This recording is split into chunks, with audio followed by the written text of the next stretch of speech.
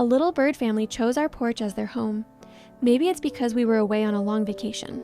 On June 22nd, 2025, I noticed the nest for the first time. There were 5 eggs.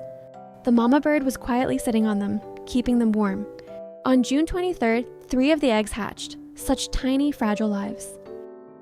Both the mama and papa birds flew back and forth all day, bringing food to their babies. Back and forth with food, love in motion.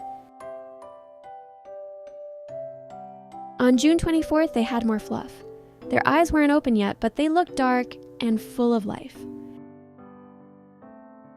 By June 26th, the soft baby fluff started to disappear, and you could see how much they were growing.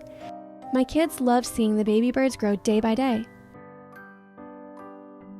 On June 28th, their beaks were clearly visible, and real feathers began to grow. By July 2nd, they had grown so much already. It happened faster than I expected. On July 5th, they were almost ready. Watching them made me realize how quickly time passes. There were 3, but one of them is gone, and I'm not sure what happened. July 9th, they flew away. The nest is empty now, but we hope you're doing well. Thank you for visiting our home. It meant a lot to us.